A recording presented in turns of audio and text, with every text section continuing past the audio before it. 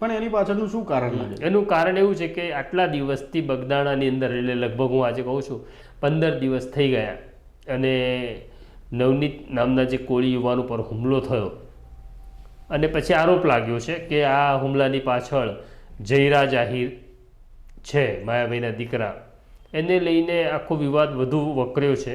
મામલો ગાંધીનગર સુધી પહોંચ્યો. હીરા સોલંકી પણ પહેલાં ત્યાં આવ્યા હતા, અને એમણે એવું કીધેલું કે આ છોકરાને અમે ન્યાય અપાવીશું. એટલું જ નહીં, ત્યાં આગળ પુરુષોત્તમ સોલંકી નહોતા, પુરુષોત્તમ સોલંકી સાથે મોબાઈલ ફોન ઉપર વાત પણ કરાવી, અને પુરુષોત્તમ સોલંકીને એવું કહ્યું હતું કે ભાઈ આપણે આમને ન્યાય અપાવવાનો છે.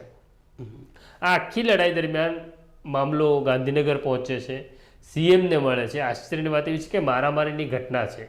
આવી બહુ બધી ઘટનાઓ રાજ્યમાં બનતી હોય છે, પણ જેમાં સીએમએ મધ્યસ્થી કરવી પડે અથવા સીએમએ રજૂઆત સાંભળવી પડે એવું બનતું નથી. પણ આ ઘટનામાં ઘટ્યું.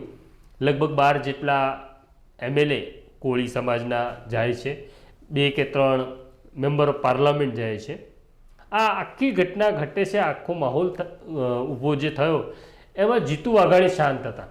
હા, ભાવનગર છે, એમનો મત વિસ્તાર છે, એવો ભાવનગરના વતની છે, એમને બોલવું જોઈતું હતું. અને બીજું એ મંત્રી પણ છે અને સરકારના પ્રવક્તા પણ છે, પણ આખા મામલે એ કંઈ બોલતા નથી.